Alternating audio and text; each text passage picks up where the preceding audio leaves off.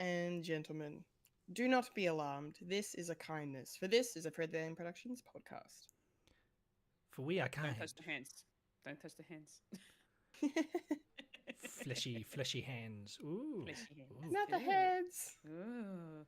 Oh. This is a kindness. Oh. Cue the music. I don't know what we're yelling about! We came, we saw, we kicked its ass! Wait a minute. Doc. Are you telling me you built a time machine? Kind of a DeLorean? The way I see it, if you're gonna build a time machine into a car, why not do it some style? Who is this? What's your operating number? Boring conversation anyway. Whoa, we're gonna have company! Loud noises!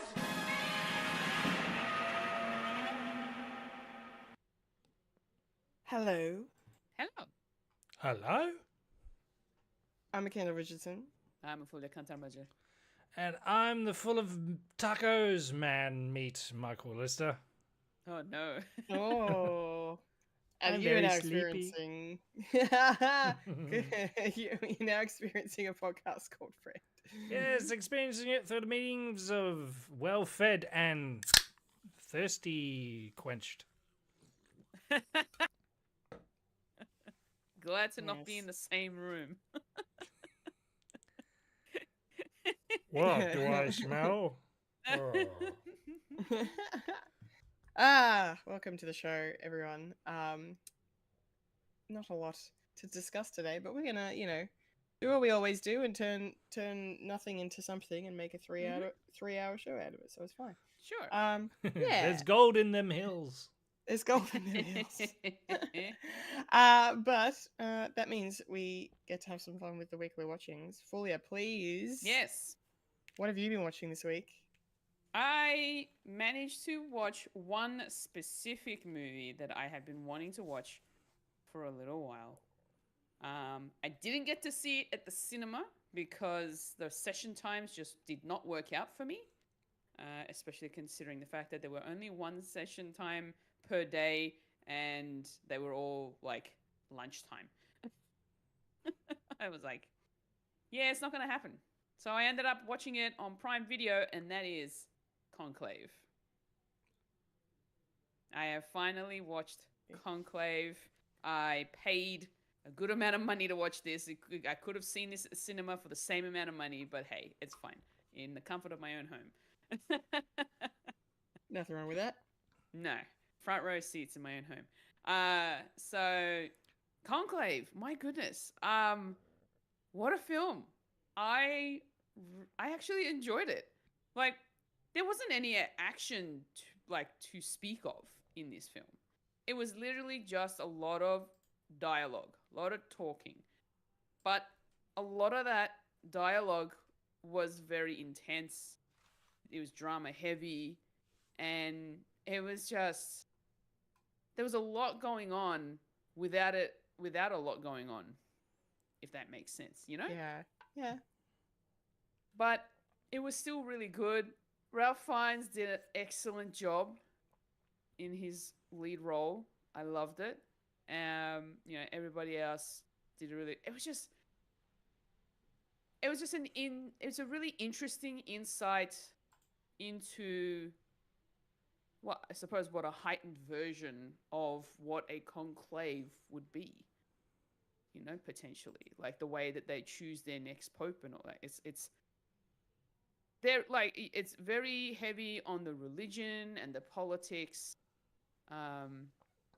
It was just really fascinating, to say the least. So I actually really enjoyed Conclave, and I'm glad I got a chance to watch it.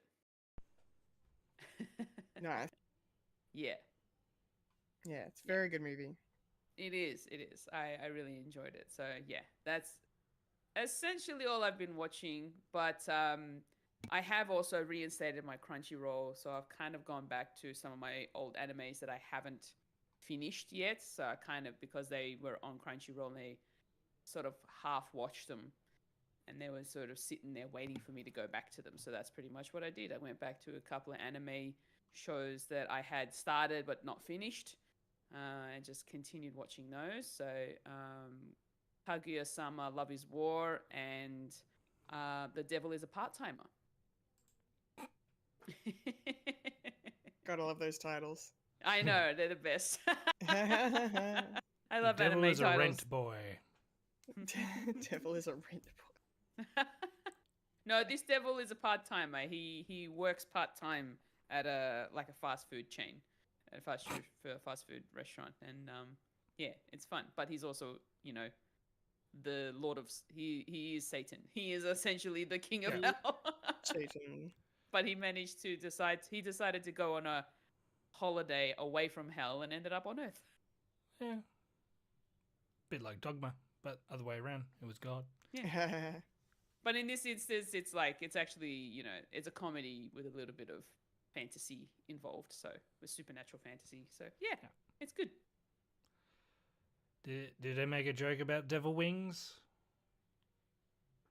Well, there is a Lucifer character, but he's very like bored of things. He's always on his technology. He's always on his laptop, on the internet, interwebs, and all that sort of stuff, and doesn't want to do anything. Doesn't want to work.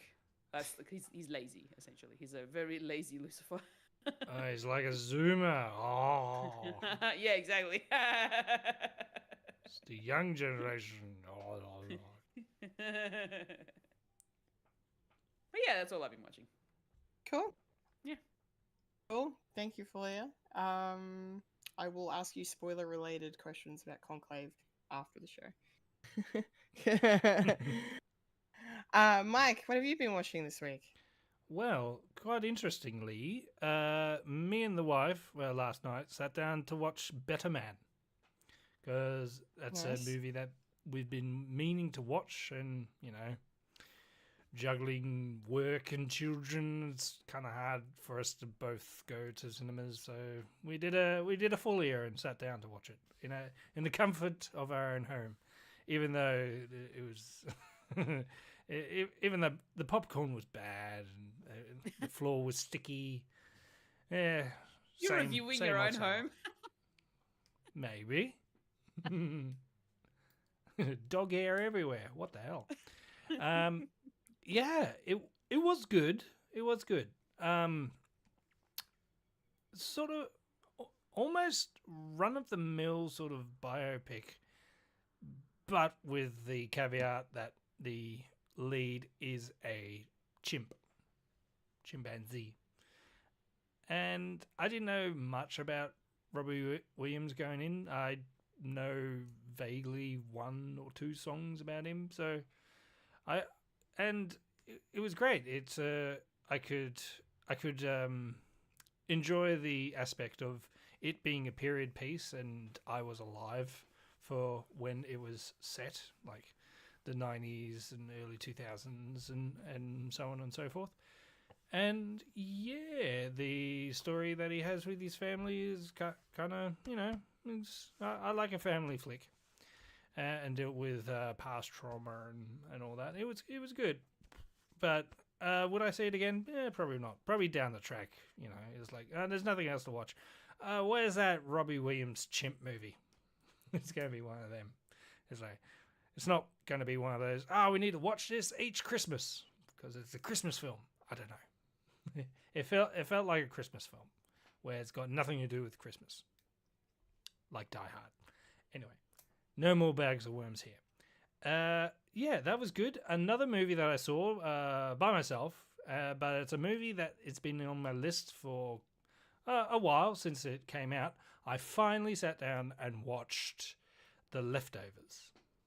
Oh, sorry, The Holdovers, not The Leftovers.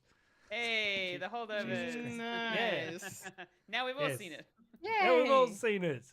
And we all have in our Google search history, did Paul Giamatti always have a lazy eye? Yeah. Because I noticed I was like, I don't, did he? I just quickly went, oh, okay.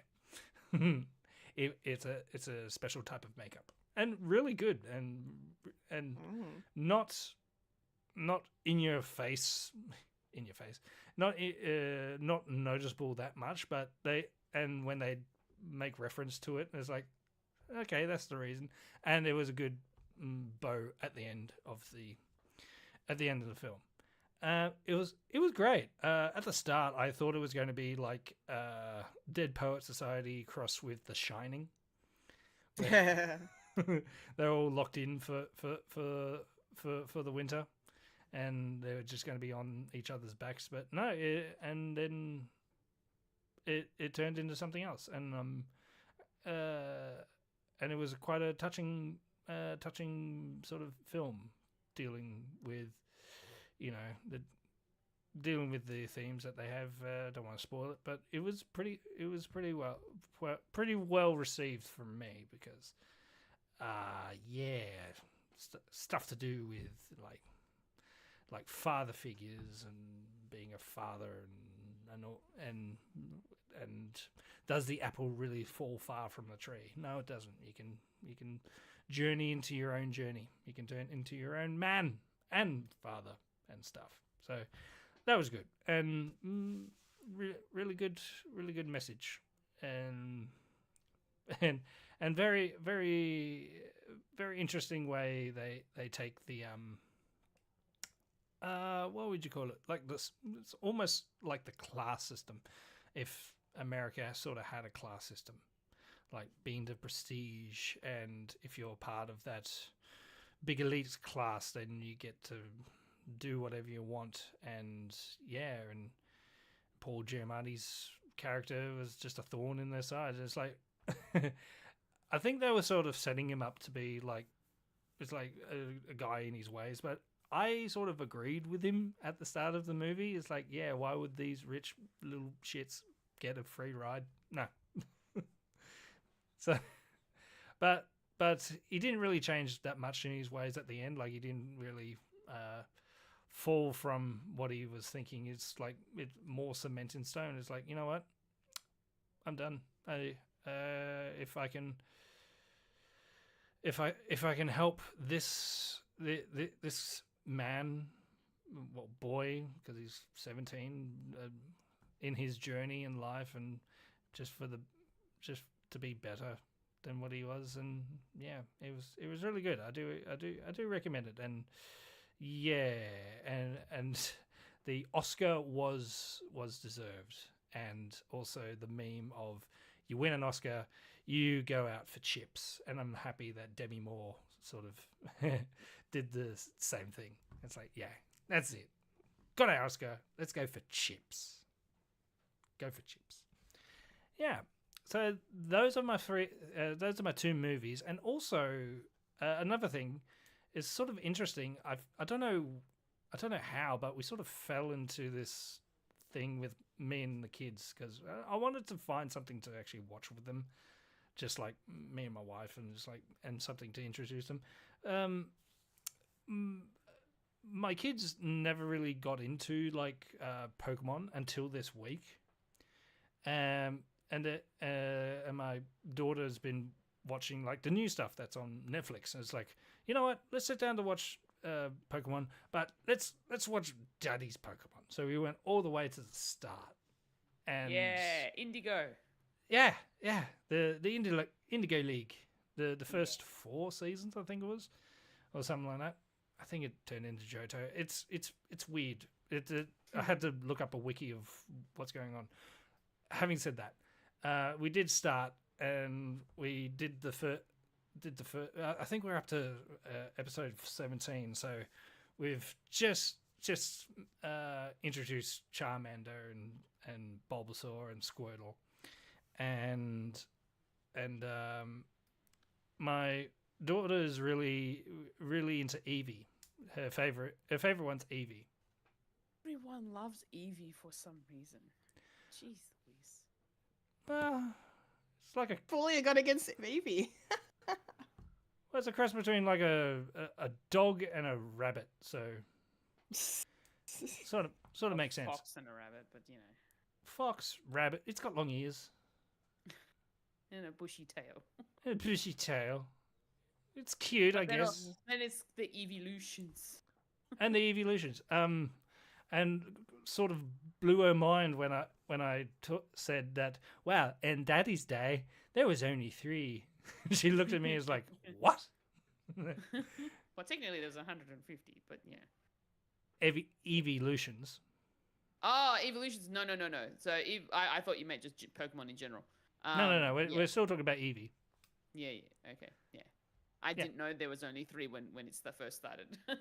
Oh yeah, it was just the main 3. You know, Jolteon, Vaporeon, and Flareon, and yeah, and those were the main 3. And she said, "Why don't we see the Eevee episode?" It was like, well, that's close to the end, and it's like, oh, it's like, well, we're gonna have to watch it up to, but I said, no, we'll just go to the end because we've already got introduced to Brock and yeah, and so we went to that one, and she really enjoyed it, and her favorite one's the fairy one. I can't remember the name because Jigglypuff. I'm a first. Jigglypuff. The Pokemon fairy. The evolution fairy. You're still talking about it. Yes, I'm talking about my daughter and her favorite Pokemon. Stop changing the subject, Fulya. Still Pokemon. Yeah, so yeah, we've been watching Pokemon, and it's been a joy to introduce the kids to what I used to like as a kid and fell off like really early, and then and who knows, maybe I'll watch the entire thing. Who knows? I'm gonna have to buy the DVDs because they're not all on streaming services. Okay. Have fun with that. Yeah, it's gonna be another. It's gonna be expensive. Yeah, it's gonna be $500 fucking dollars just for fucking Pokemon. Anime's not cheap on DVD. No, it's not. If you count Pokemon as anime, it's a weird hybrid. It's pocket monsters. Yeah, I know. Yes. Yeah, so Pokemon that's basically my week. And also, I have an idea of just watching the Japanese pocket monsters, just with the English sub, which I can only find on Internet Archive. So, been watching that. See what's different. Apparently, a lot. So, what about you, Kendall? What's your favorite Pokemon? My favorite Pokemon. Gosh, I don't know if I have one anymore. When I was a kid, it used to change a bit, but like, I don't know. For some reason, I loved Pikachu a lot, but that's such a cop out answer. I feel. No, that's my my son's favorite. Yeah, Pikachu's great. Yeah, Pikachu's good, and he's got like little toys that I used to have, but I thought, I'll just give it to you. My favorite's Charizard because I'm a basic bitch. Oh, Charizard's cool. Yeah, dragon. Pokemon. What a time. Cool. Well, I watched some things this week. I'll mention a couple. I will start with I watched A Real Pain. Because it's on Disney Plus now. Yeah, what has that? I freaking loved it. Yeah, it was an incredible movie. I from top to tail, just like it's not too long. It's nice and brief, and it does what it needs to do, and it leaves an impression. And I fucking loved it, and I was just like watching Kieran Culkin's performance going, yeah, this is an Oscar performance. No wonder he won every single award of the season. He's so good in it. It's just ridiculous. Thinking about him being a little kid in Home Alone, Weezer. with the big glasses. And yeah, I love the fact that picture's doing the rounds of this kid won an Oscar. Yeah. It's won an Oscar, Golden Globe, and Emmy. Yeah, he's on fire. It was an amazing movie. And And Jesse Eisenberg killed it. You know, his directorial debut, I believe. And he obviously is the lead actor as well, and he wrote it. So triple threat. I can't wait to see what movies he makes next and what kind of scripts he gives, because it was sharp and witty and devastating and beautiful and poignant and just like it was great. It was really great and kind of, I don't know, interesting for me because like, so the movie's basically about the two of them. They're cousins, and they decide to make this sort of pilgrimage to Poland because it's where their family's from, and their grandmother recently passed, and so they're going to, you know, see basically where she grew up and whatnot. And they do this I guess like Holocaust tour, I suppose, with a small group of other Jewish people, um, and yeah, and they actually go to one of the concentration camps in Poland, and I just needed to put it on record how accurate it captured the feeling of being in a concentration camp. Because I've been to one when I was in Europe many years ago, but like it captured the exact same way I felt when I was there. Like, you know, there's just lots of scenes of them walking through and seeing things, and there's no dialogue going on. They're just taking it all in and looking at everything, and it was just like, oh my god, that's the exact experience that you have when you go there. You're just like, it's just heavy. So I just really want to commend Jesse Eisenberg for really just getting that as accurate as possible. And just, you know, I don't know, it's just a really good kind of, you know, it's a quirky movie. There's some comedic elements to it, but the drama hits you really strongly. And yeah, I highly recommend people watch it. Highly recommend. Switching gears completely now to something a lot lighter. Lee and I last night we watched the Lego Batman movie. Yay!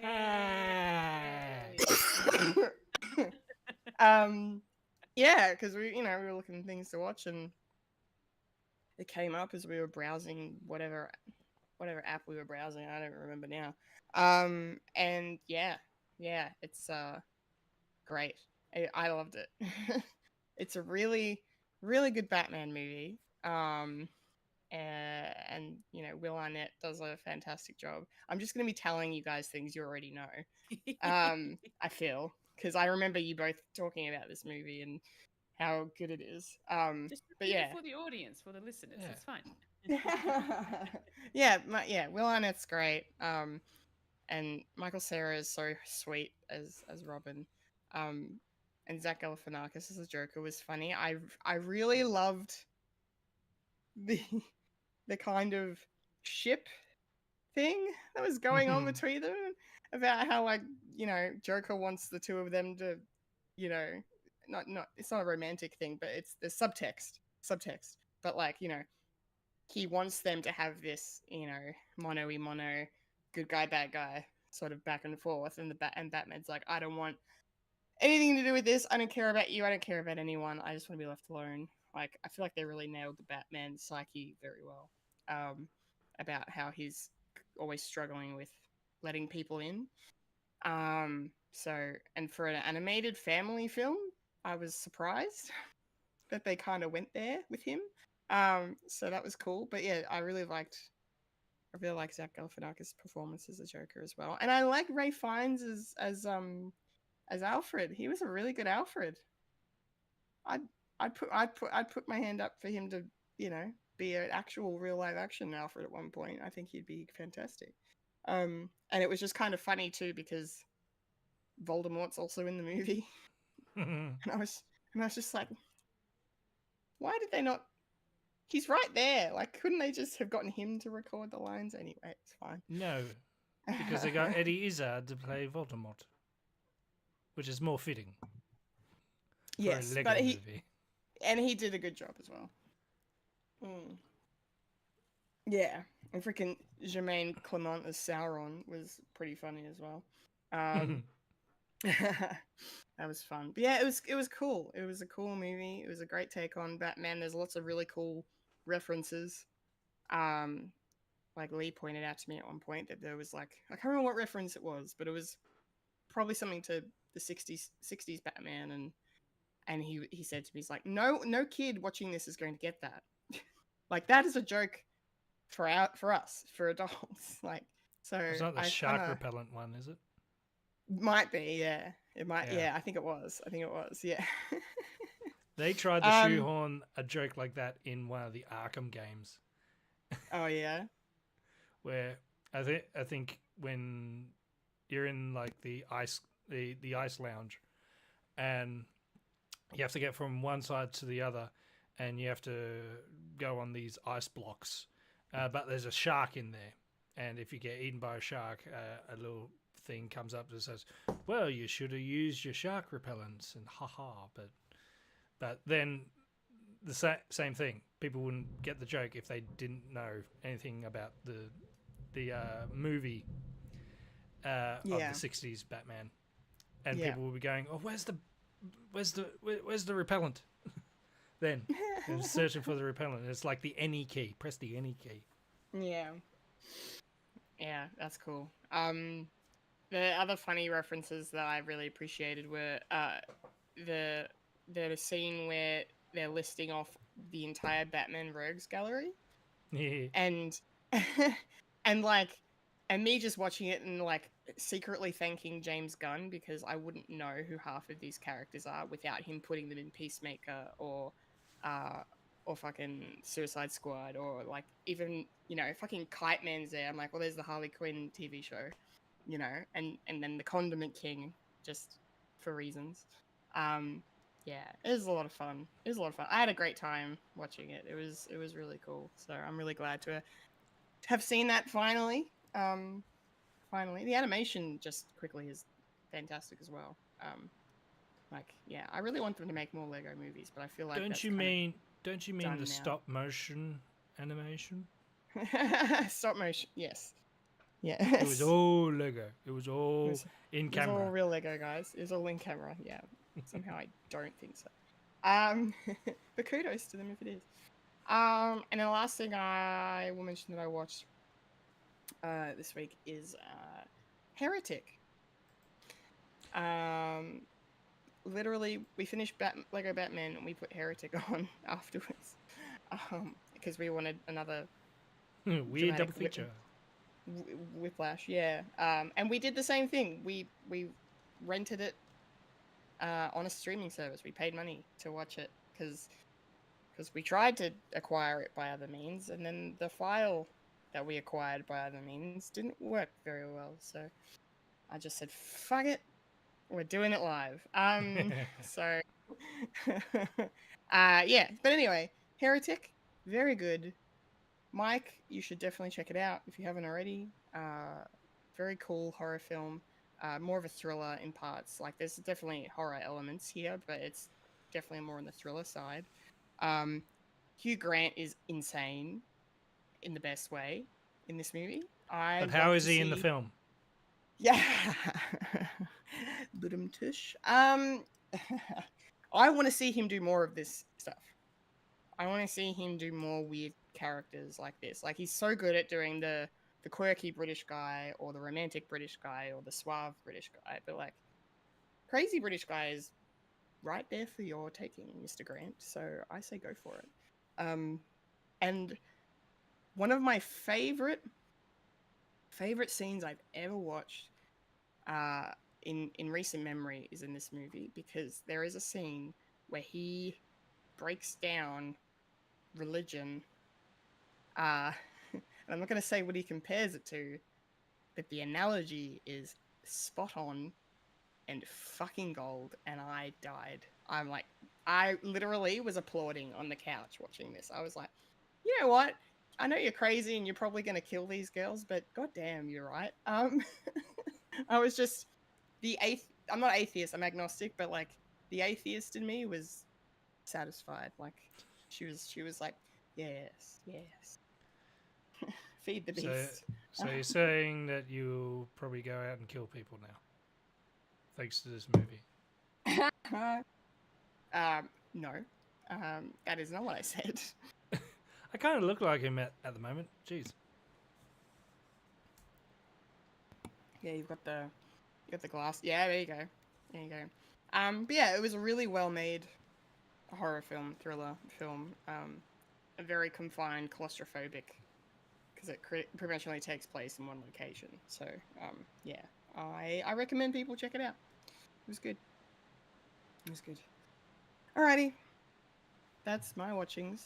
That's our watchings, which means it's now time to get into, very briefly, the week that was in the nerdy news.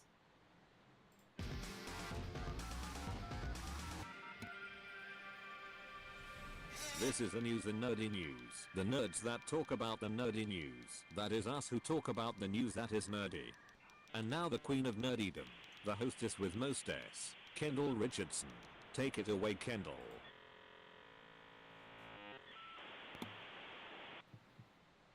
Alrighty. Nerdy news, and we have one thing to talk about this week, and that's some more casting for the upcoming Harry Potter series.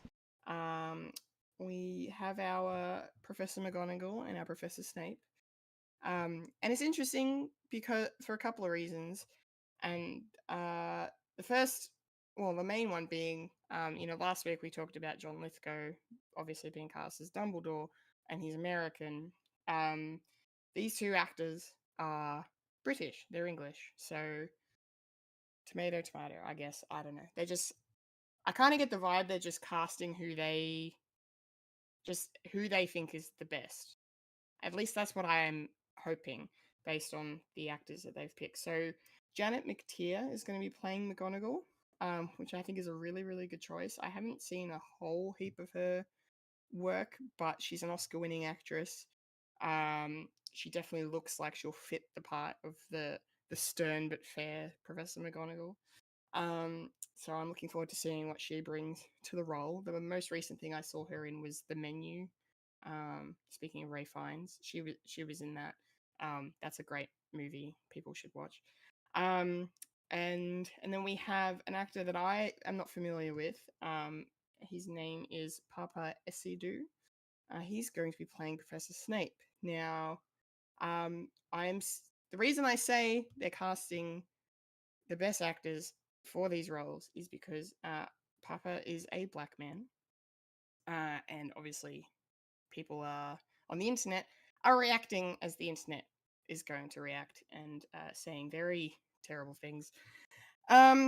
Some Harry Potter fans are being typical Harry Potter fans and getting up in arms about it, like mostly because he doesn't match the description of Snape in the book, because Snape is kind of described neither here or there as black or white distinctively, but as someone who's not very easy on the eyes and a bit hollowed out, and like just not your typically attractive person. And Alan Rickman was a handsome man, yes, but he definitely was more on the not traditionally attractive sort of side of that spectrum, I guess. And he played the character amazingly. And and a lot of people are going, oh, there should never be anyone else. No one else can play this role. And I'm like, guys, it's happening. Just shut the fuck up. So because I've looking at Papa Esidu, he's quite a good looking man. So and that's great. That's fine. He's been in a few cool things. He was in the very critically lauded series I May Destroy You. That was a HBO series. Well, recently he was in The Outrun with Saoirse Ronan. He's been in a bunch of TV shows in England, like Gangs of London. He was in an episode of Black Mirror as well, so I've probably seen him in something. But yeah, I'm looking forward to seeing what he can bring to the role, and I'm sure they wouldn't have cast him if they didn't think he was the right fit. So I just hope it works out, and I hope he can handle the world stage in this sort of a situation. So my thoughts are with him getting through this, but I'm sure he'll nail it. As long as the show we've talked about it. As long as the show's good, then it's fine. We'll see what happens. But yeah, cool. I can't wait to see them in action, probably in another year or two. Fulia, what do you think about these casting choices? Are you familiar with these actors? I am not familiar with either of them, to be honest. I haven't really seen him in anything that I know of. But I guess we'll see how they go in the show itself, and see how well they actually portray the characters. But yeah, it also depends on the writing of the actual series and where they go with it. So yeah. Cool. Cool. All right. Okay, that's the nerdy news. Wow. We're done. Wind. We're done. Tick. Which means now it's time to roll on up to the trailer park. Rolling up to the trailer park where we all park all the trailers. Hee-ha. Okay. What? Tra- What? Sorry, I fell asleep. What's going on? Welcome back to the show, Mike, and just in time, because I know you're going to want to talk about this trailer, and that is, of course, our most recent look at The Last of Us Season 2.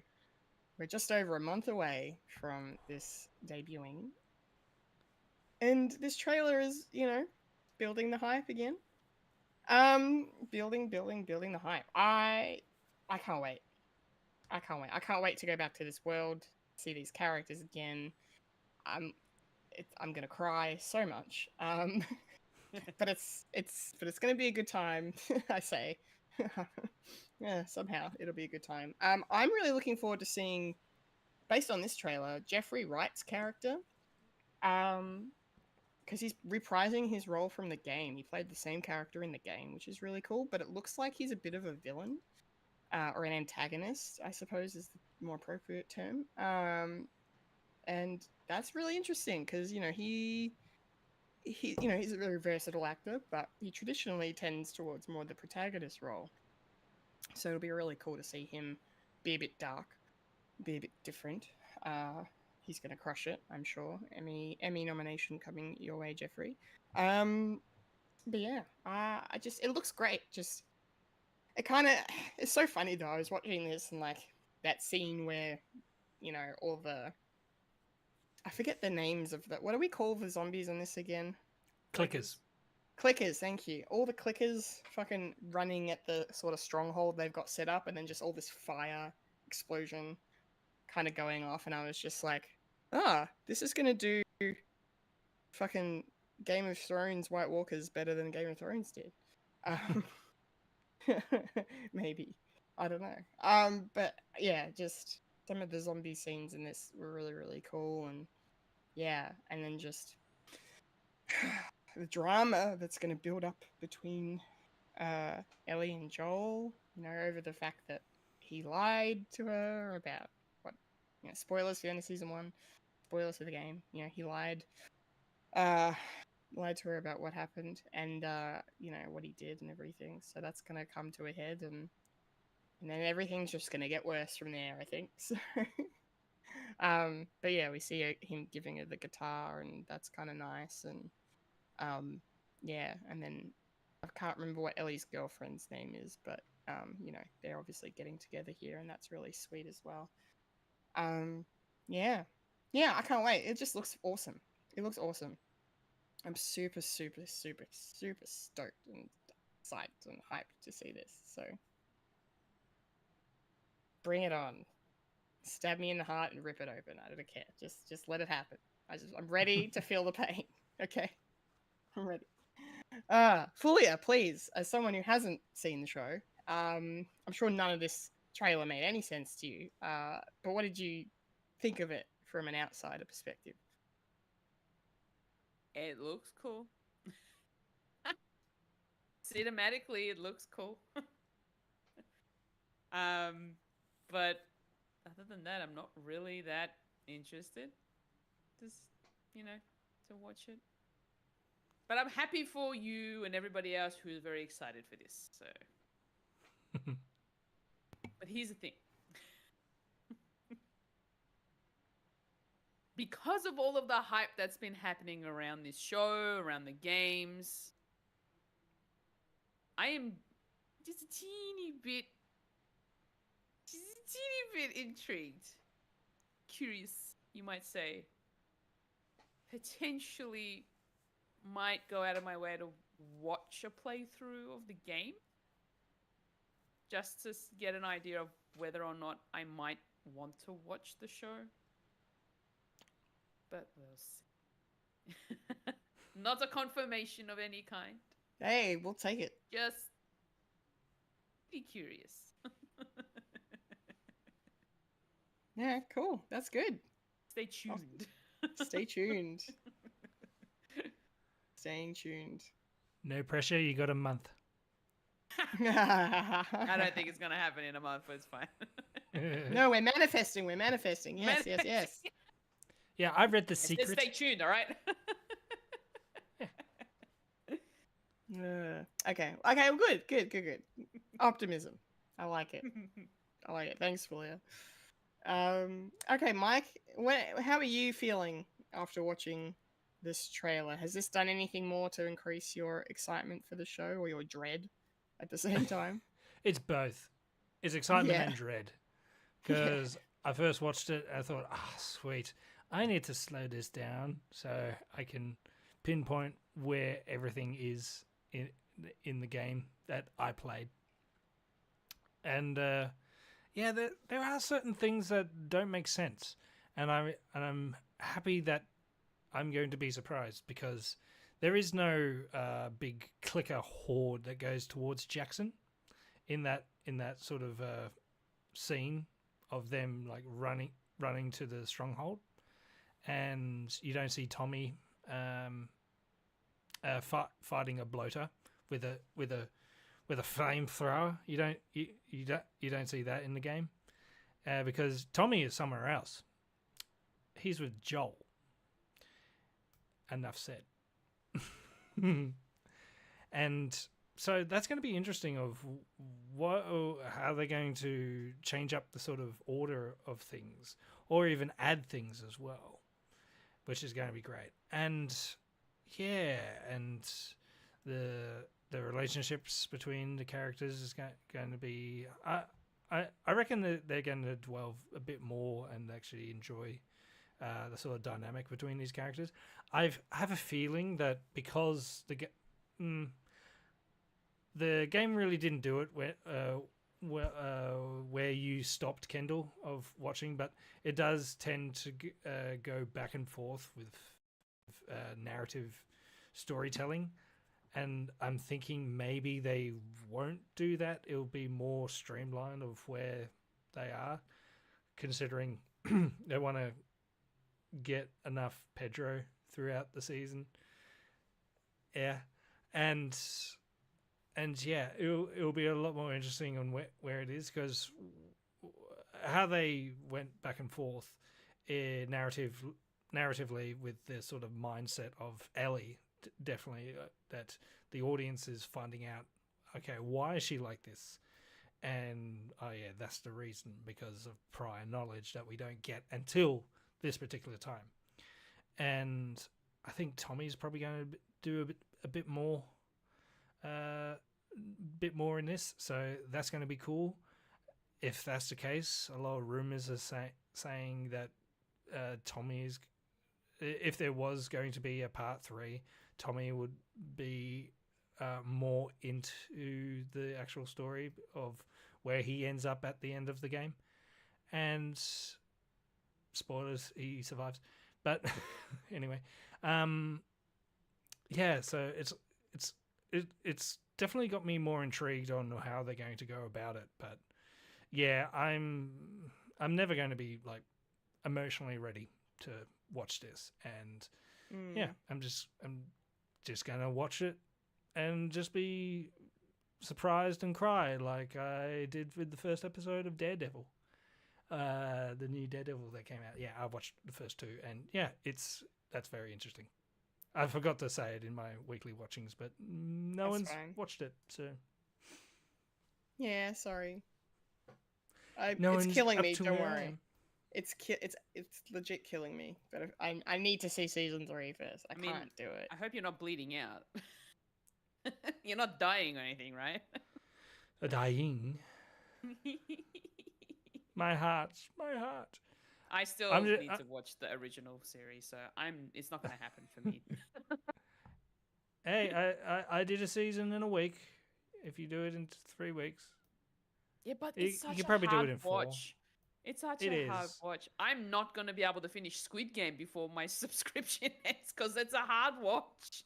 Oh dear. Okay. Go at your own pace, Fulya. Because you're gonna have. I'm gonna have to finish watching Punisher as well. Because Frank Castle turns up in Born Again, so I'm gonna need to finish that. Anyway, something to do next week. But when is this? But when is Last of Us coming out? Fulya, Kendall. That's your name. Yes. Yes. It The is. other woman. Jesus. The Wow. International Women's Day weekend. Happy International Women's Day weekend, everyone. Jesus. Is that today? Last of Us. That's yesterday. Yesterday. Last of Us. When's International Men's Day? 19th of November. Shut the fuck up. Anyway. The Last of Us Season 2 will be releasing here in Australia on the 14th of April on HBO Max. Yes. Yes. Which we'll be getting. Which we will be getting just in time. Just in time. All right, our second trailer this week is for another second of something. This is a sequel to a very interesting movie that came out a few years ago. This is, of course, Another Simple Favor. Yeah, just a little tease. Not really showing too much of what's going on, but kind of a nice setup for, you know, where the characters are and what we can expect in this movie. I feel like I'm going to need to rewatch the first movie before I go see this. I went to I saw the first film in the cinemas and I remember enjoying it quite a bit. Like, I thought it was really interesting and kind of fresh, you know. It was kind of cool to see Blake Lively play a character like she's never really played before, like, you know, someone who's a bit cuckoo.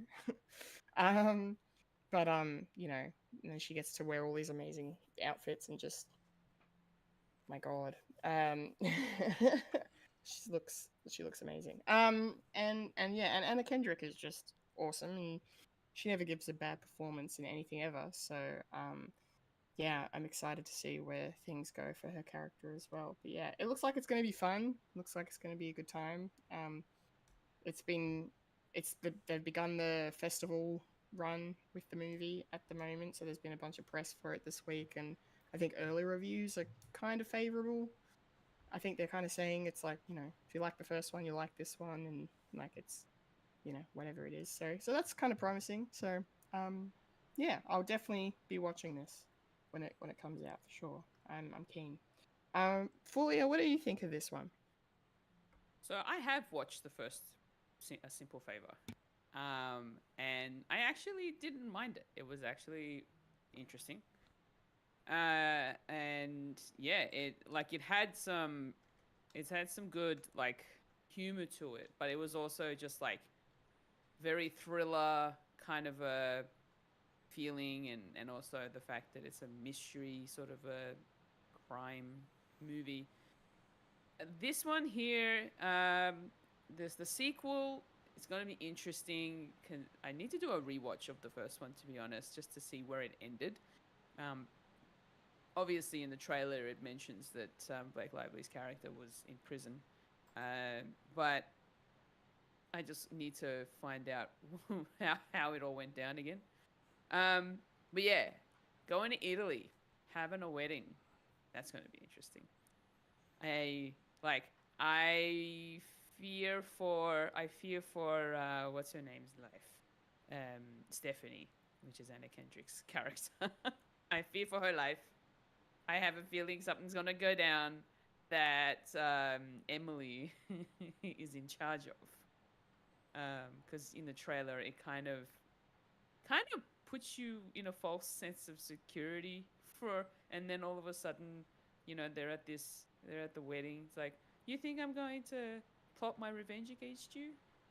And then Stephanie's just like, well, are you? But then we don't get an answer. So I have a feeling like something's gonna happen to Stephanie and it's not gonna be good. That's my feeling.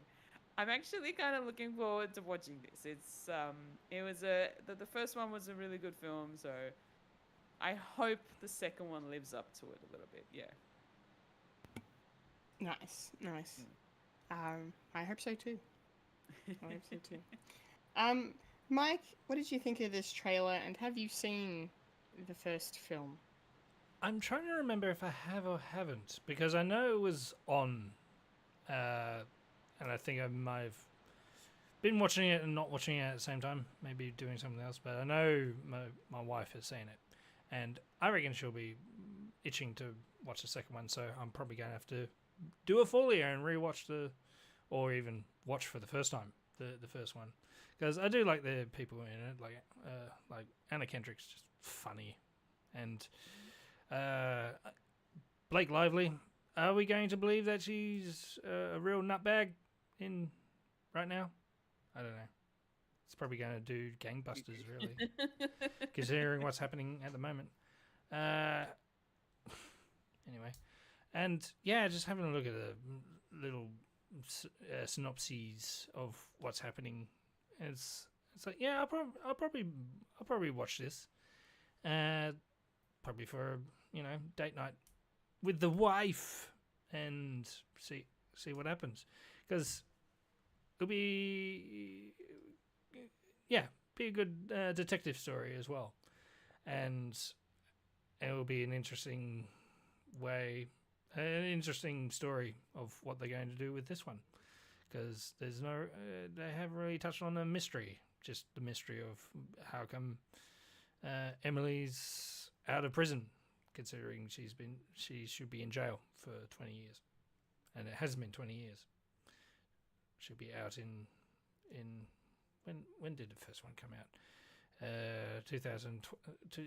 Yeah. So she should have been out in 2038. So. That don't make sense. But anyway, Paul Feig did it. Did Paul Feig do this one? Yeah, he's directed this one as well. Yeah. Nice. Cool. Yeah. Keep it in the family. Yeah. So when's this coming out? So another simple favor will be dropping on Prime Video on the 1st of May. Nice. And we've got one final thing to talk about, and that is for an upcoming series called Government Cheese, which I kind of found this trailer really interesting and a little quirky and kind of fun. I love the aesthetic, like it's a period piece looks like it's set in the 60s, maybe the 50s, but yeah, the color palette just pops. The costuming looks amazing.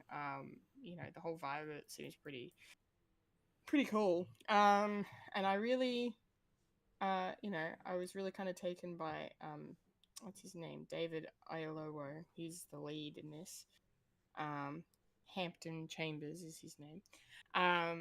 And I kind of like the idea of, an ex-con trying to do right by his family, and and his family are kind of like, they seem to be behind him, but at the same time they're also like, maybe not. So things seem a bit complicated here, but yeah, I don't know, it just looks interesting. I mean, I don't know if I'll watch it because it's on Apple, and I don't have direct access to Apple myself. But yeah, but it kind of looks cool. And interesting, maybe a little heightened in places. Like, it doesn't seem like a straight up kind of drama, sort of like realistic. Maybe there's some heightened elements to it as well, and some quirky moments. But yeah, I think this might be a pretty good series to check out when it debuts. So yeah, could add it to the list potentially. Fulya, what did you think of this?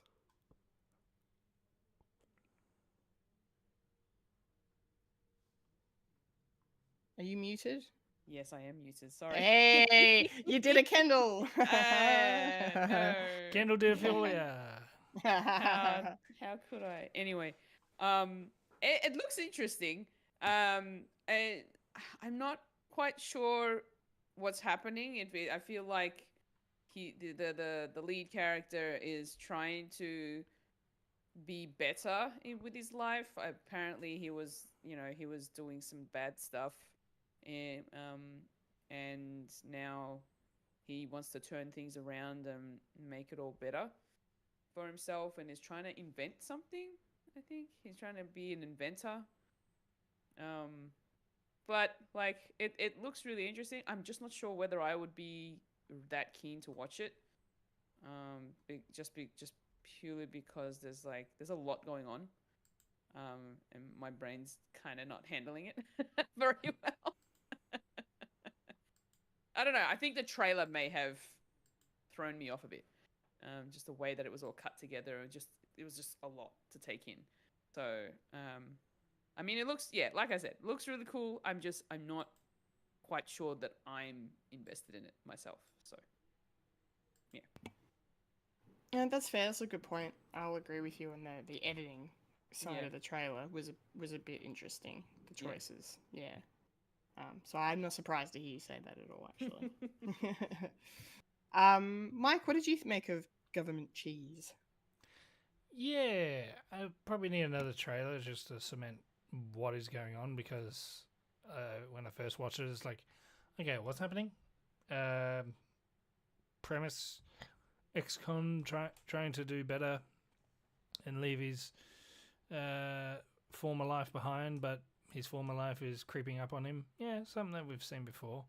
But the difference is time period, and also a black family in the middle of the 60s, which would be not entirely easy, considering, civil rights era and just finished, and yeah, and if you're going to be a traveling salesman, don't go down south with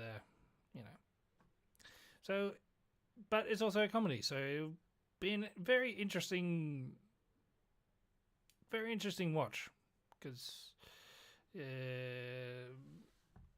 crazy mixture of genres, but with a slightly heightened reality edge comedy. Okay, interesting, but I'll probably need another trailer, and also it's on Apple Plus, so I'm going to have to get an Apple subscription, probably through Amazon, unfortunately, because it seems easy. I'll watch it at the same time as I watch Severance and maybe another run of Ted Lasso, maybe. I don't know. So where's this coming out, Kendall? Well, Government Cheese, as we've pointed out, will be on Apple TV Plus, and it's dropping on the 16th of April. Yeah. Yes. You can check it out then. All right, that's the trailer park done for this week, and we're rolling on out, which means it's time now for the moment. Yeah. The segment. The section. Haha. Yeah. The wibbly, the wobbly, the timey, the wimey. It's time for... It's a Sonic. Talking who? We talking who? Popcorn culture. Yeah. Woo! Talking who? Woo! Yes, Doctor Who, popcorn culture, talking who. It's that time. And we are back to continue our run of Series 6, Matt Smith era, with the episode titled The Girl Who Waited. Yes, we're getting into the business end of the season. Only a few episodes to go, and yeah, this was a really interesting one. It was very high concept, I think. A lot of time weirdness going on, like with, the separation of Amy from Rory and the Doctor, and how time's moving faster where she is, and how they can't seem to find her and get to her, and another one of those like adventures where the Doctor's like, I want to show you this place because it's really awesome, and then, oh no, everything's wrong here. Whoopsie poopsie. Whoopsie poopsie. But yeah, it was a really interesting episode, and there's some really cool kind of existential / philosophical questions that this kind of stirs up. I'm really looking forward to discussing with you guys the older Amy versus younger Amy dilemma, Rory's choice, if you will.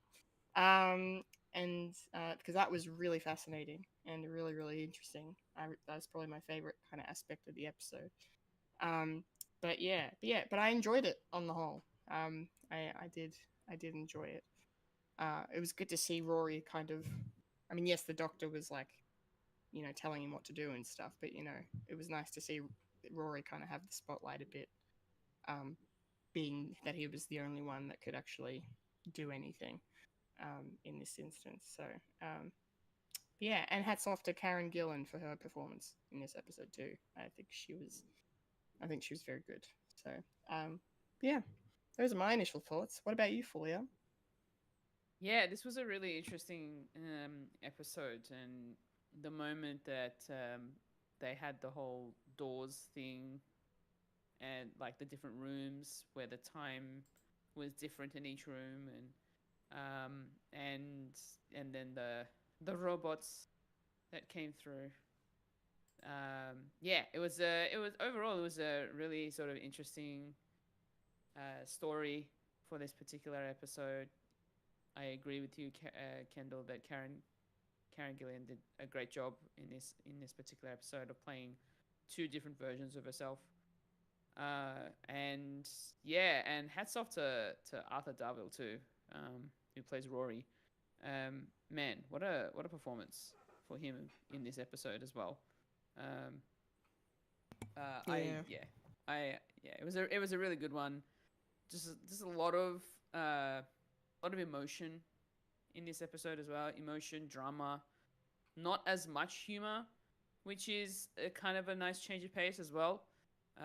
Because shit hits the fan. Who wants to make a joke? Like, let's save the girl first before we crack jokes. But it's like it just really got to the point for oh my gosh, I've already forgotten her name. For Amy,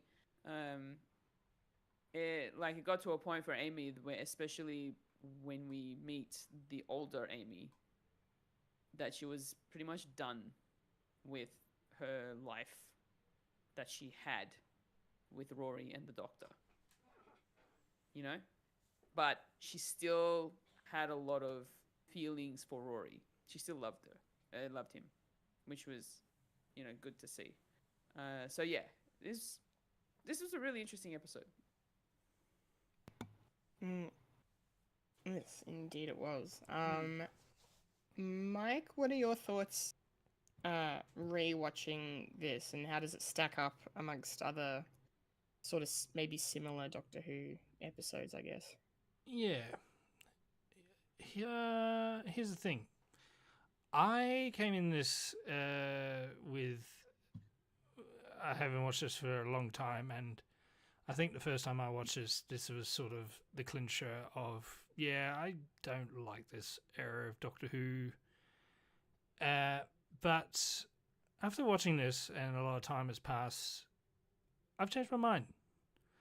I did like this episode. It's... I think there was one aspect of it, and we'll talk about it later because it's in the later half of the episode. But there was one. But overall, this was a episode that we needed for for basically the companions, because the Doctor had to be sidelined, and the main crux was Rory and Amy and their relationship and where they are in this present time of their lives, because it came up to a point where Rory was pretty much the punching bag, and Rory's just there, he's a lovesick puppy. But this sort of turned it around and fixated on Amy and her relationship with Rory, and how she had to, in a way, discover that she needed to learn to love Rory the way that Rory loves her. And I get, after rewatching it this time, there's a lot more to unpack, and I actually quite liked it for that aspect.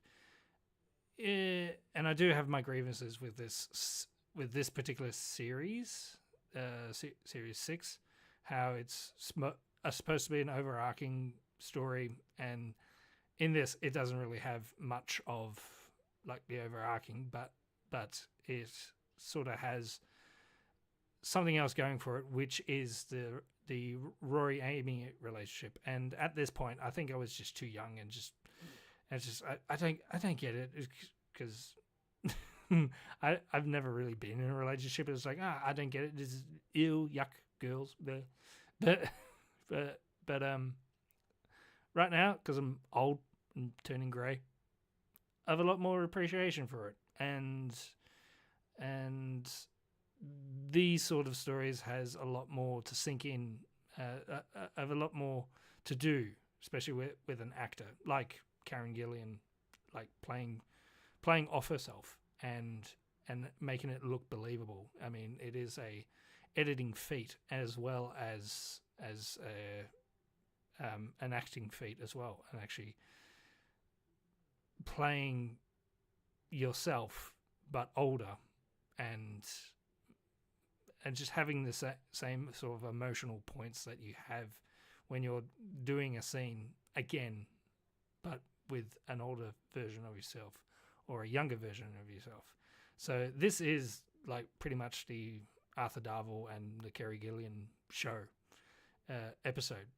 And, you know, Matt Smith, he had to go inside the TARDIS because because a two-heart being is acceptable for this pandemic disease. 9 years too early. Oh, anyway, yeah. So overall, I actually did like it, but I'm still coming to terms with one aspect, and we'll talk about that later. Okay, put a pin in that. Yeah. Well, yeah. Interesting kind of premise with the two, do they call it the two-stream society or two-stream facility or whatever it was called?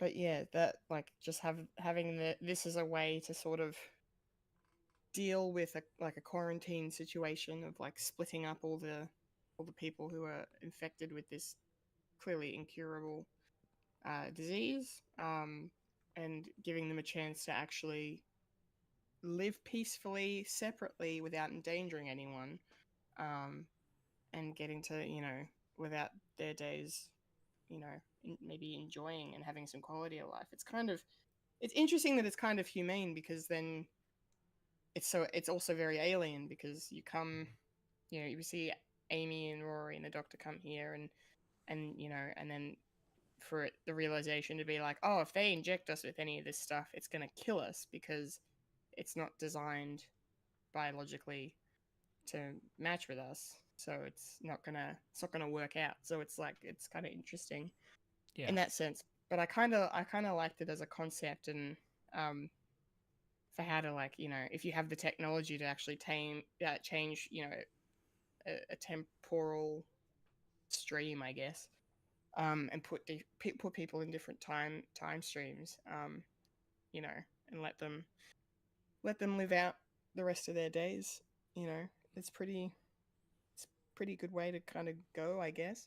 But the robots that were there were pretty good. Like, they weren't really in the creepy sort of zone. I mean, yeah, they didn't have any faces, but I kind of liked that there was that little moment of with the Doctor was it the Doctor or Rory is commenting on I think it might be the Doctor, being like, you know, when they realize that they're seeing with their hands, and then I think the Doctor's like, why don't you just give them eyes? Like, why the hands?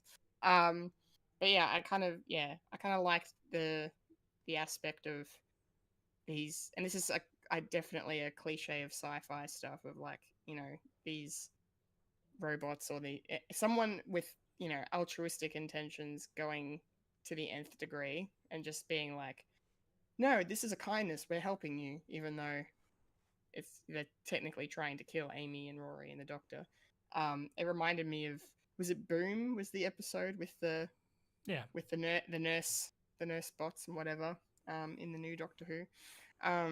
Yeah, kind of reminded me of that, in that aspect of like, oh, okay, we're gonna kill you because it's the best option.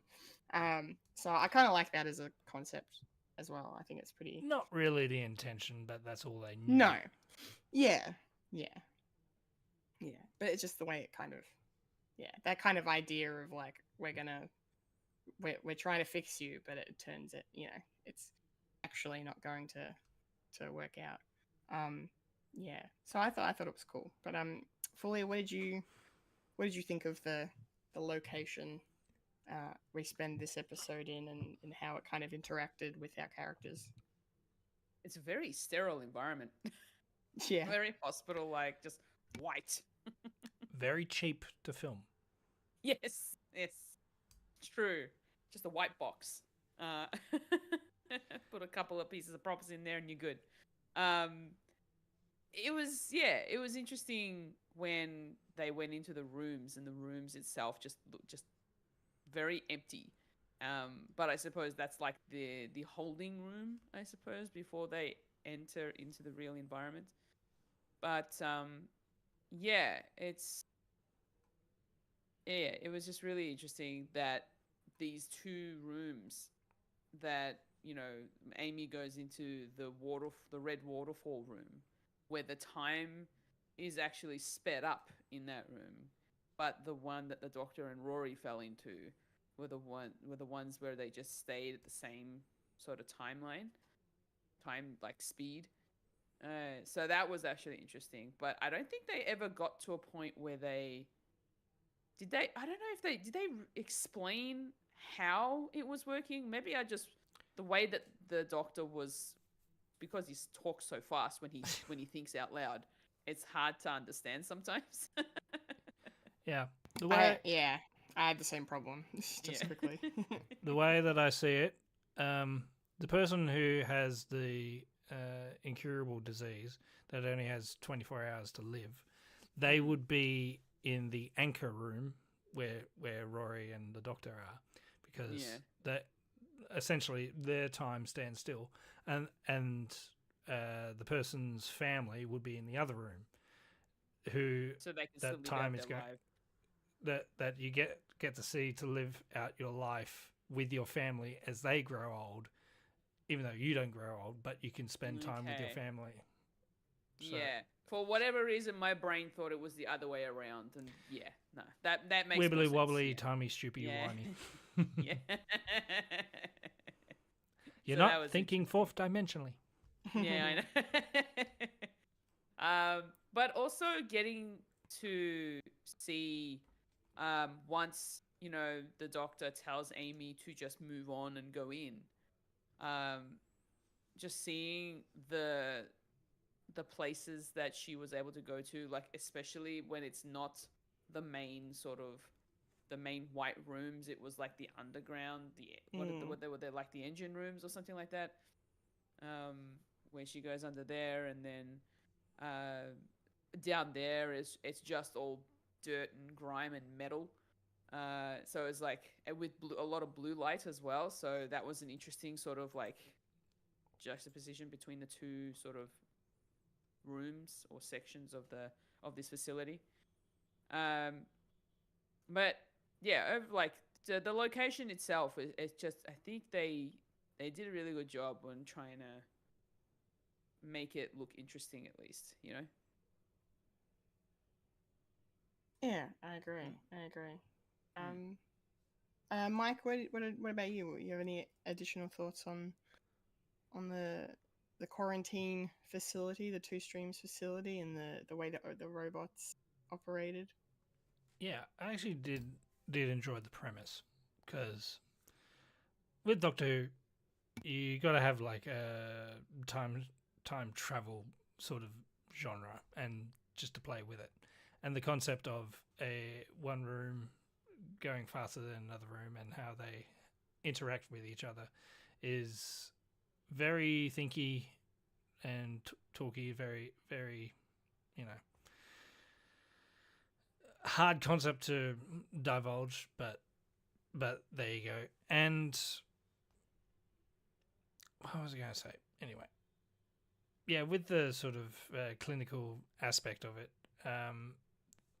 this was the cheapest episode to do, but it's the most memorable one from the season, which is kind of ironic. And yeah, it just is a very, very character driven sort of story. And yeah, with the explanation dumps all throughout, you need to be paying attention or else you'll miss it. And yeah, and the concept of how the Doctor sort of tries to latch on where Amy is in that particular time, and then having the two Amy's conjoin is sort of, okay, what are we doing? How does this work? Who cares? Just boom, done. Okay, what do we do now? Yeah, that sort of aspect may not work if you're just watching this for the first time. It's like, well, how does that work? I don't understand. Who cares? We're doing it now. Just get on board. We got no time. We only got a couple of minutes to do this really elaborate concept. Here we go. Done. Yeah, that's what I'm thinking. The anchor is the stop, and the waterfall is the other one. And also the premise is sort of is a whoopsie as well. It's like the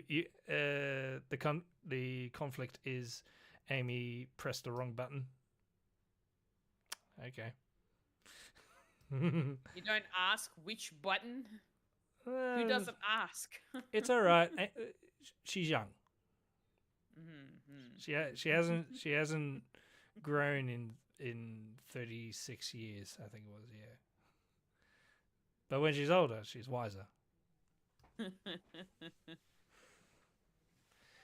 Yeah. The robots, yeah.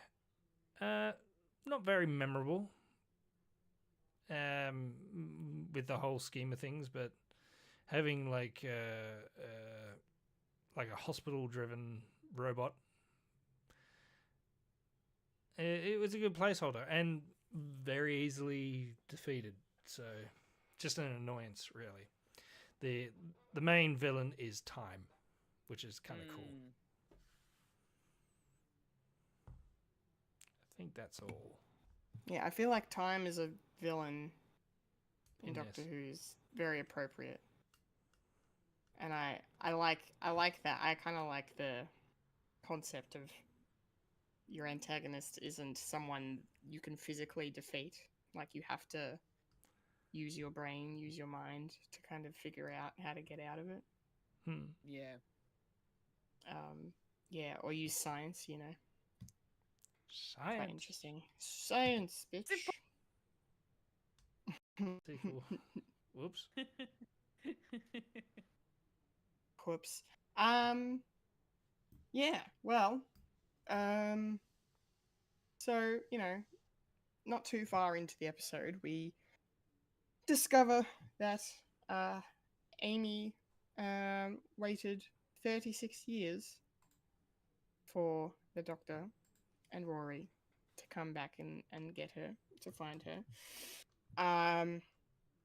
And just that moment of the reveal of that, the kind of revelation of Amy is aged and Amy was alone for that long.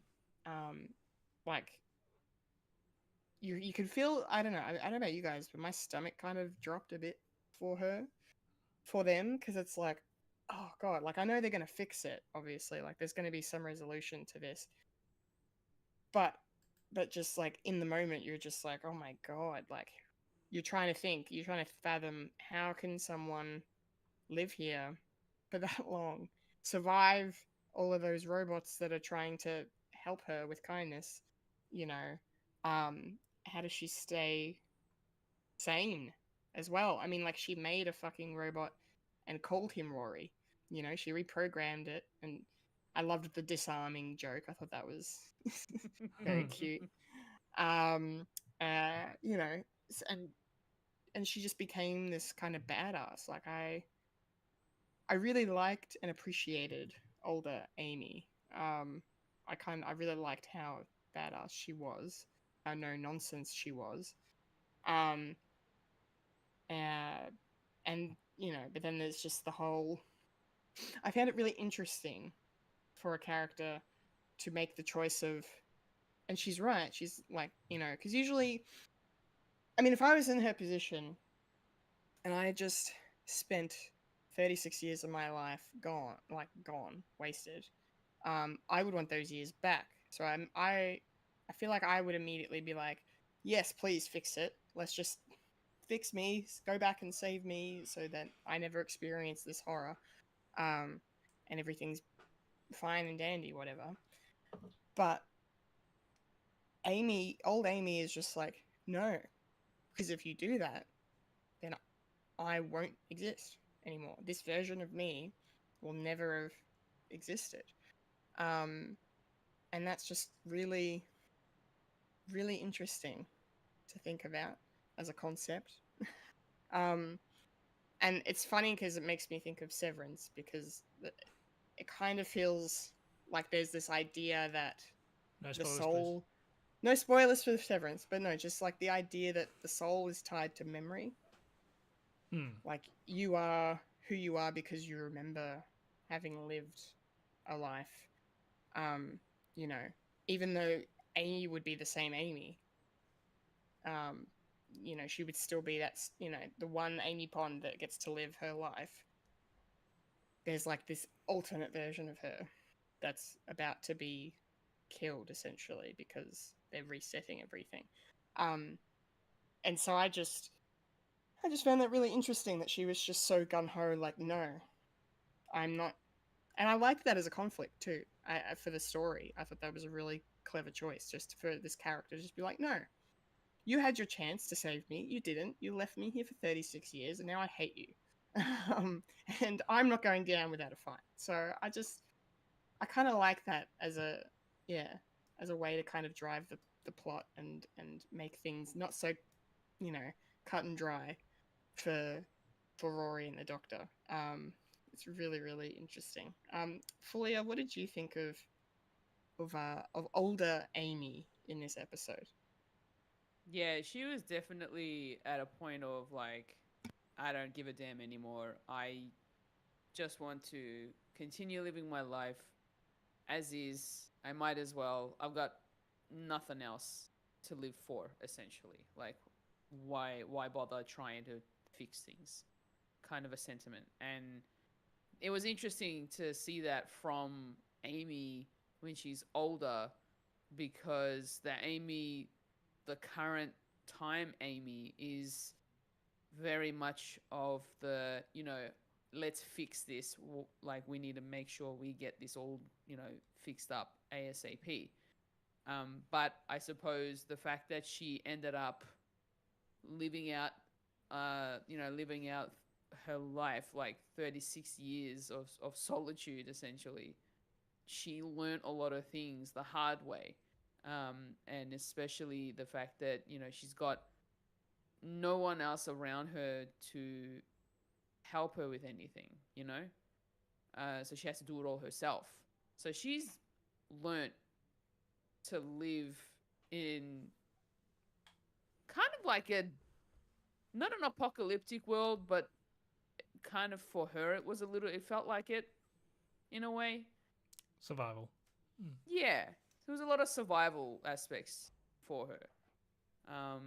So I think, like, I understand that older Amy is just like, I waited for you to save me. You never came. I don't care anymore, you know?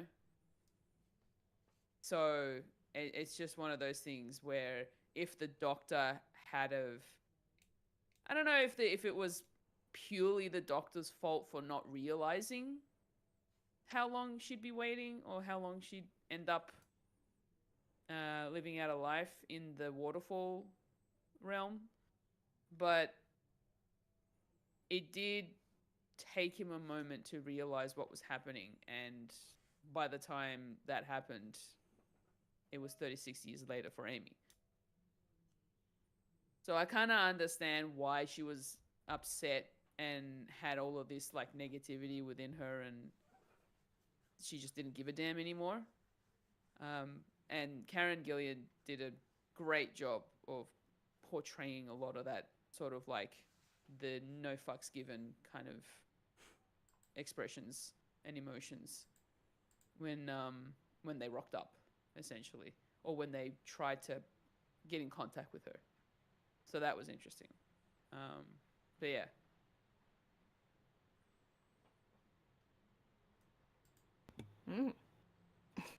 Cool.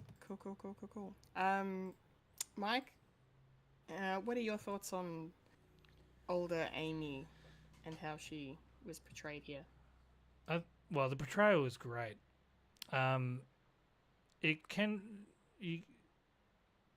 It's good that they actually thought about it and they didn't go too heavy with the makeup. Otherwise, it just turns into pantomime of just Amy with a walking stick going, you left me. No, they didn't do it for laughs. They did it for the seriousness of what it is and what it is to be like forgotten over the years. I mean, the doctor did stuff up. He screwed up. And he's now done this 3 times with Amy, which is absolutely like heartbreaking. That out of his not with his own fault, but not through Amy's eyes. And yeah, she probably spent the first couple of years going, no, they'll come back. The writing's still on the wall, Doctor. I'm waiting, and then smudged out. It's like, no, I'm probably going to be here for the rest of my life. And she came to terms with that, and then they turned up, and all the frustration, all the bad emotions just boiled up, and you could just see it in her face. It's like she lived that life, and the way that Karen's played her, it's more monotone, it's more serious, it's more grounded than the bubbly Amy that we've seen. And it's really great that this does portrayal like this is like the first couple of years of Karen's like forte into acting, and having something like this on your resume is really great. I think she won an award for it, which makes sense, and and I do say, like, this is the first time I've seen Carrie Gillian play 2 characters at once and going off each other. The second time was Endgame, where you're going older one talking to a new one, and the other one killed him. Is this a paradox? Who knows? So yeah, and just yeah, that's why I like some of these stories where it doesn't have to be like whimsical and fanciful. It can just be easy to do. Just, hire out an office hall, and the story just leads itself to being phenomenal. And yeah, and also with the Rory stuff, with because he can only go in because he only has one heart, and he can go in, and Doctor has to stay in the TARDIS to not get infected. And if he got infected, then they're all stuck. And it's a good plot point for a Doctor Light show episode, and just the vitriol the relationship between the Doctor and Rory have is good. That he just threw it back in his face and said, "Well, I don't want to travel with you if you're going to be like this. This is not good. This is not great." And the relationship between Rory and older Amy is also good, where older Amy is sort of it's a lover from a different life, part of your life, and just coming back into your life, and it's sort of a rekindle. It's sort well, it's like a romantic sort of story of your childhood fling coming back in your life, and it's like you've changed, but they haven't. But they're the same person, but you remember they left you. It's an interesting dynamic, and it's an interesting story to actually tell, and it's the only way to tell it is in sci-fi. It's weird, it's different, and it does remind me a lot of X-Men '97 with the two genes, and how the relationship between the two genes and Scott, and how that sort of kindles and dies, and sort of constant conflicts. It's a story that you can only do in sci-fi, and I can't imagine Nicholas Sparks writing a novel like this, even though he has like ghosts in his shit. I don't know. I haven't seen those movies in a while. I'm probably not going to. Too busy watching Doctor Who and Pokemon. You know, in my happy place. Your happy place, yes. Yeah. Yeah. Well, one quick little thing I wanted to get you guys' opinions on. Like, I think Mike might have been you that said earlier about how, like, this is how Amy realizes how much she loves Rory, and like, you know, that she can love him as much as he loves her, sort of thing. Yeah. Like, not to jump to the end, but to sacrifice yourself for the love of your life. Rory has sort of done that with the Lonely Centurion sort of aspect, where that's true. Which is, you know, really beautiful, and now it feels like a kind of bookend to that, like, you know, he did that for her, and now she's done it for him. My caveat, my devil's advocate here is just, one of my favorite scenes of the episode was Amy, the two Amys talking to each other. Like, that was a really lovely moment for the two of them to connect before they're in the same place, actually, at the same time. My only issue was the fact, and I guess it's just super romantic and it's really sweet, but it's just like, we get this really great old Amy who's just so set in her ways and defiant and pissed off and all of this stuff. And yeah, maybe she's being a little irrational and overdramatic, but damn it, she's been alone for 36 years. So I'm not holding it against her too much. Well, she had Robot Rory. She had Robot Rory. But then for young Amy to kind of come in and talk her down a bit, and then to make her go, oh, I need to do this for Rory. I'm going to change my mind for Rory. While I get the intention of that, being like, you know, don't hurt Rory like this. Don't do this to Rory, and kind of like, you know, be the wife that you should be, sort of thing, like in a romantic sense. But like, I don't know. If to me, I don't know. The feminist in me jumped out and just went like, no. Yeah. Why is she making a decision for a man? Because it's a man writing this. Yeah, I know. But bear in mind, Moffat didn't write this particular episode. No. Having said that, he'll probably put in more. Threesome joke. MILF time. Yeah. So that kind of didn't really sit well with me. Did you guys have any thoughts on that as well? What about you, Fulya? Are you a feminist? I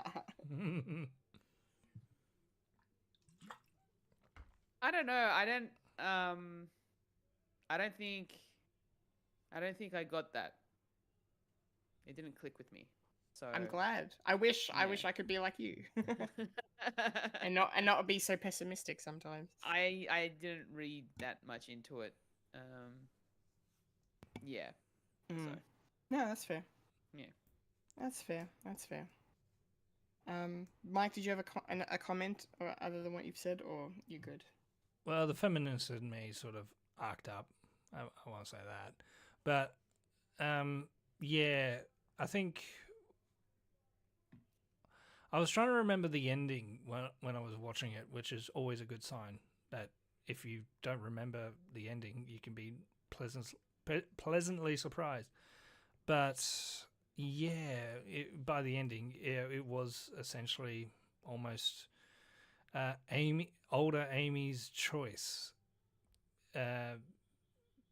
which I kind of like because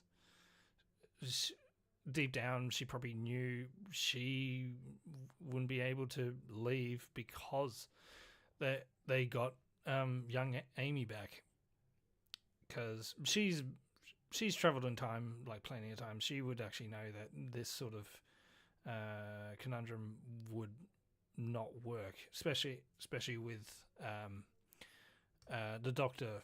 But you can still see the pain in her face when the Doctor was just standing inside the TARDIS and just looking. It's like, you're going to leave me, I know that, without even talking. And that was sort of that was a powerful moment that, yeah, the Doctor lied through his teeth.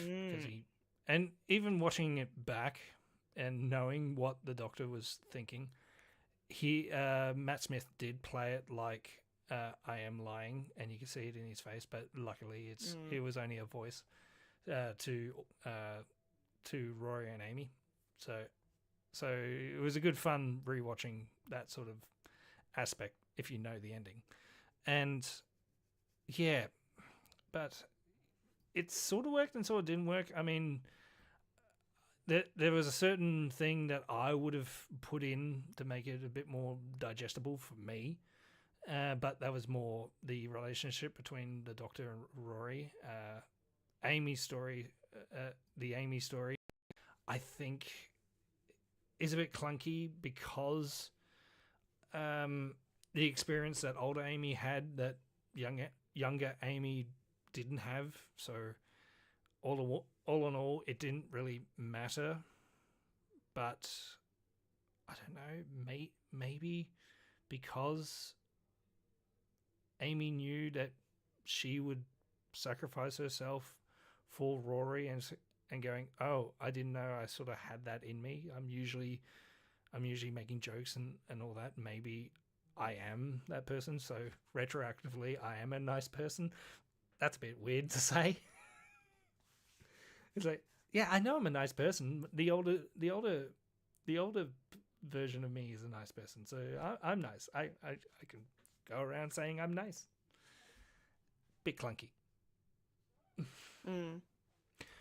What was the original question? Yeah, if I was a feminist, I wouldn't write it like that. Yeah. This doesn't pass the Bechdel test. It does not pass the Bechdel test. Not at all. Because both Amy's was talking about a man. It sure were. Anyway. Well, I'd like to just kind of jump to the end of the episode. If that's cool with you guys, because like Mike, you've already touched on it a bit, but like the stuff between the Doctor and Rory at the end is really good. Like that moment of when they finally get through through all the robots and stuff, and some pretty fun kind of fight scenes going on through all the hands. And yeah, I will reiterate my point. Old Amy is a badass. And then the fact that it gets to the point that, you know, they all get on the TARDIS except for older Amy, and then the Doctor shuts the door on her and is like, I'm sorry, I can't. I had to lie. I lied to you, and, you know, you can't the TARDIS will not allow you both to be on board and all this stuff, and then, you know, and then for the Doctor to then put that on Rory, like you guys have been crediting Arthur Darvill, I need to do the same thing because in this scene he was fantastic. That line where he says to the Doctor, "You're turning me into you," like I actually had like a visceral reaction to that. I was like, "Oh, bam!" Like that's a punchline. Yeah, that was harsh, but right. You know, because it really just it felt like to me like, okay, this is the one of those moments where the Doctor has to be the Doctor, and he has to separate, you know, sort of his emotion from his logic a bit, and make the hard choices. But then, you know, for him to put it on Rory was quite, I mean, maybe Unfair. Unfair, but maybe appropriate just because of what Amy means to Rory. So I can see why the Doctor would do that, but it is unfair to, again, to do for him to have that. I don't know, it's weird. But like those moments where he's having to choose between which Amy, and I can't imagine being in that position and what that means. You know, and how does that make you feel, and what kind of thoughts are going through your mind? Because it's like, well, obviously you're going to choose young Amy so she can actually have a chance at a life, but then like, but you're also effectively killing the woman you love at the same time. Like you're saving her and you're killing her. It's a really weird situation to be in. So I will agree with the fact that, you know, it was good that it ended with older Amy making the sacrifice. Like Rory couldn't. I mean, he probably would have. I think maybe if they'd given him like an extra 30 seconds, he probably would have kept the door He would shut open and the door. made the choice. But I think old Amy made the right choice to, you know, do that, because she got to a point, you know, in the last, I guess, you know, hours of her life of just realizing like, okay, like I need to calm down a bit and Yeah. do this for Rory, like as anti-feminist as it kind of is in a way. It's also, like I've said, it's romantic, and it makes sense for her character to do that kind of a sacrifice. So yeah, so it was a bit emotional at the end, but it was really, really well done. I thought kind of a very appropriate climax for the episode. And like the way that they kind of shot it with them, you know, what they're both on two sides of the door, but then like they I don't know what that, I don't know if Fulya knows what that kind of a shot is called, but where they overlaid the two halves of them in the same shot. It was just really impactful. I think it's a split screen. Split screen yeah, fade. Yeah, not a straight split screen, but yeah, like yeah. Yeah, I know what you mean. It's like Yeah. they've kind of spliced the TARDIS in half, and all you see is the door as a divider, like the thickness of the door, and then they're on each side of it, kind of a thing. Yeah, but it was like Mike said, it was like more of a fade than a hard cut. Yeah, but, so they kind of faded in and Like a out blend, during that particular scene where they're kind of switching between them in a way. Yeah, that was an interesting way of like making it maybe hit a bit more emotionally. It's probably a way of making it in terms of a visual aspect for it. Yeah, 100%. While they were having that last conversation, I suppose. Yeah, no, you're right, because it worked for me. Yeah. It worked really well. Like I really, it was like, oh my god, like this is hard to watch, but like in the best way. Yeah. Really. Yeah. Fulya, what did you think of the way this episode kind of came to an end with these moments? Yeah, it was definitely it definitely did get quite emotional towards the end of it. And especially with old Amy getting Rory to go ahead, and then at the point where current Amy ended up getting hit by the robot hand, and got anesthetized and passes out, the way that Rory ran for her and then picked her up and kept on running towards the TARDIS, and then old Amy could see like just that face that she gives when she notices the care and the love that Rory has for Karen Amy. And then when they get to the point where the doctor closes the door on old Amy and says sorry, like the fact that she also told Rory the way that she noticed the way that he looked at Amy's face when he was carrying her, and that he used to look at her that way for her back in time for her.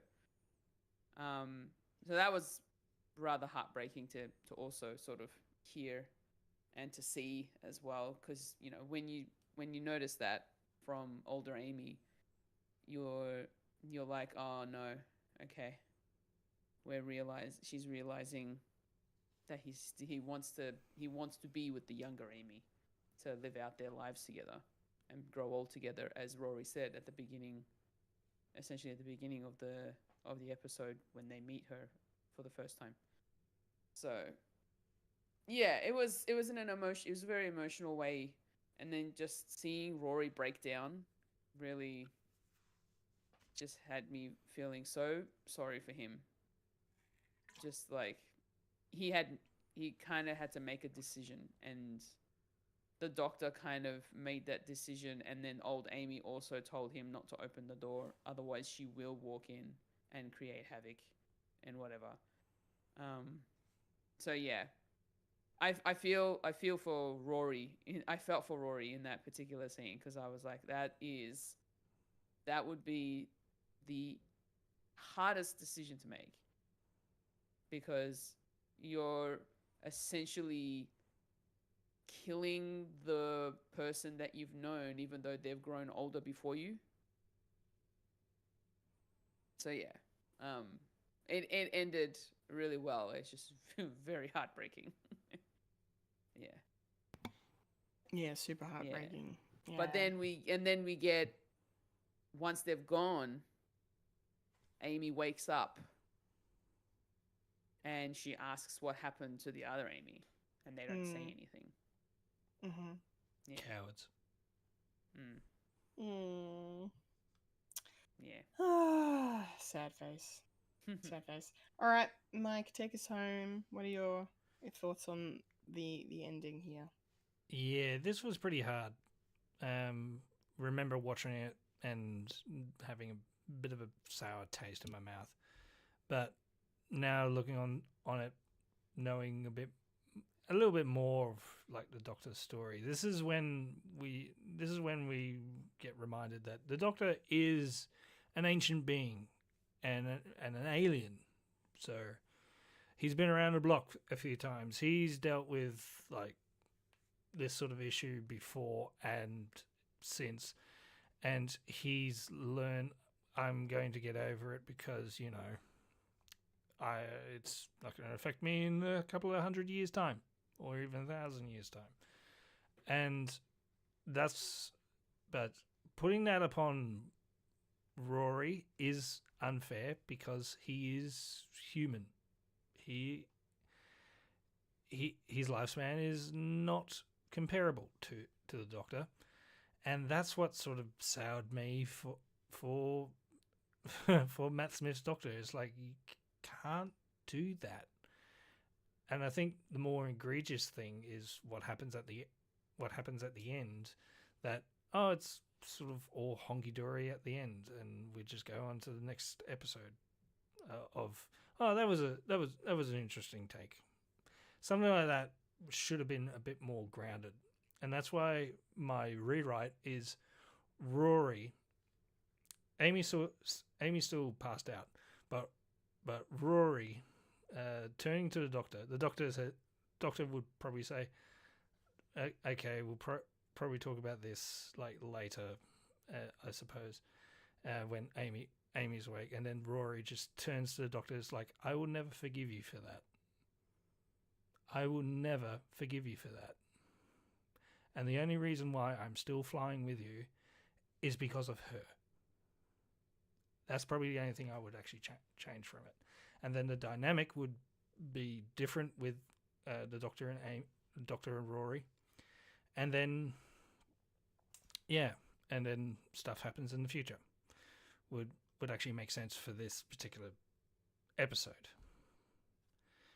Yeah, and the heartbreaking thing between older Amy and Rory is just What do you do? It's a unique experience, and it was shot beautifully, and yes, it sort of wasn't Amy's decision. It was sort of Rory and Amy's decision together, really. I'm sort of going back on that now.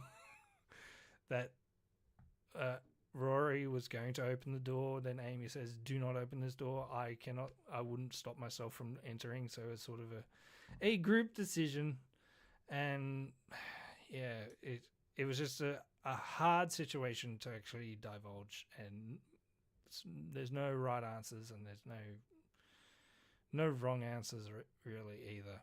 It's near impossible once you cut off that alternative time stream, and it was hard.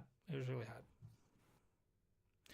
Little tidbit: the Mona Lisa that Rory hit one of the robots with could be a fake because of a previous Doctor Who episode of a fourth Doctor episode called City of Death. And it involves the Mona Lisa and fake ones. But they're only fake because the Doctor wrote, "This is a fake," before Da Vinci painted them. So it could be a fake, it could be not.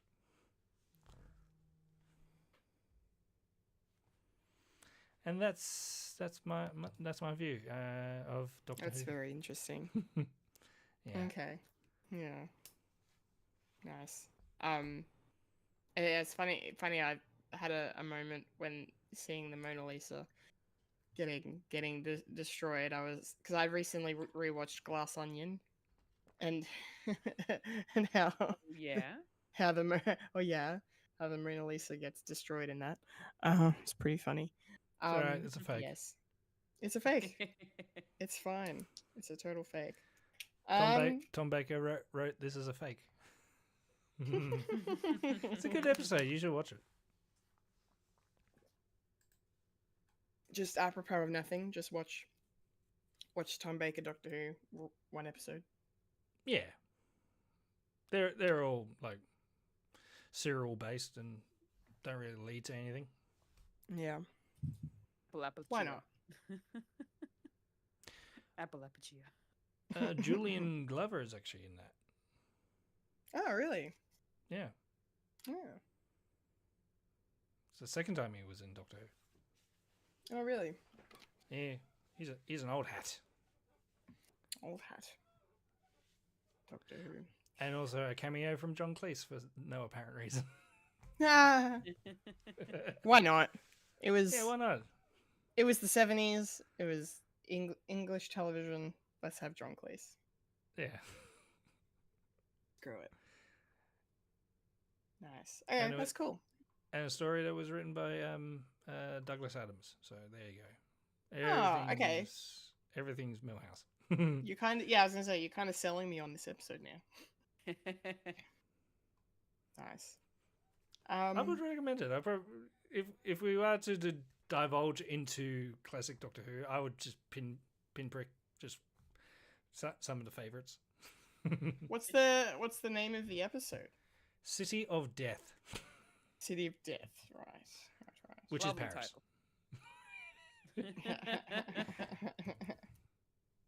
Okay, nice. All right, maybe I'll check it out. City of Death. All right. Well, any other thoughts on the episode before we roll on out? Anything else we didn't touch on that you guys wanted to bring up? The voice of the interface was Amelia Stratton. Imelda Staunton. Yes. Yeah. Yeah. Yes, Umbridge herself did the voice. of the interface. I didn't actually recognize her voice, so No, that neither was did I. that was a good performance. Hmm. Very good performance. Yeah, that was cool. Yeah, I don't really have anything else to touch on. I think we covered it. Mm-hmm. Yeah, damn fun episode. Yep. I'm really glad it improved for you on the rewatch, Mike. I think that's really cool. Better digested. As I said, I would Yes. still change the dynamic between the Doctor and Rory, Yeah, yeah. because that That's is not fair. fair.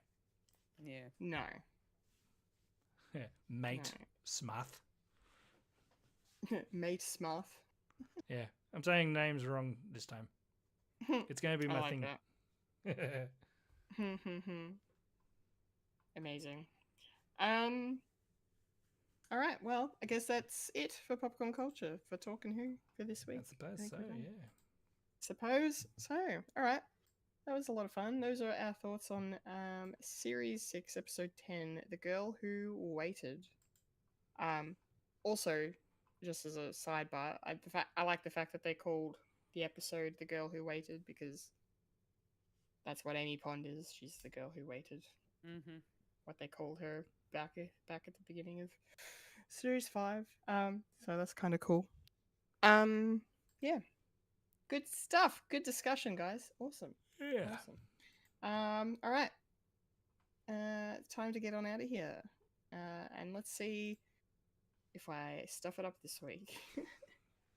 Don't jinx it. Don't jinx it. Don't jinx it. Don't jinx it. Oh no.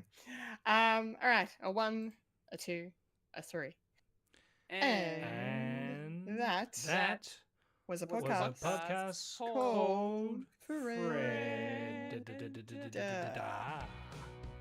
Yes. Remember to follow us on Facebook, Instagram, and Blue Sky for the latest Fred content. If you like to listen to Fred the Alien, you can find us on SoundCloud, Spotify, or Apple Podcasts.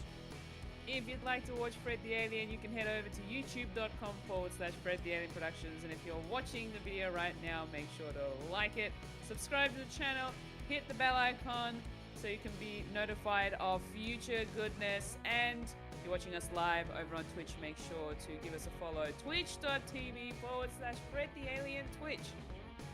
Hell yes. I've been a Kendall Richardson. I've been a Fulya and Michael. And I've been Michael Listewa. And you've just experienced a podcast called Fred. Remember to eat beef. Remember, Freddy lives, Loki dies, the Doctor is in, and I wonder if they'll get Karen Gillian to come back in 2048 to reprise her role as older Amy. Don't know. Don't know. That remains to be seen. That would be pretty cool. That'd be pretty cool. Remember, look after yourself and your mental health, everyone. Yes. Thank you for watching. Thank you for listening. Laters, Gators. And scene. Scene. Yeah.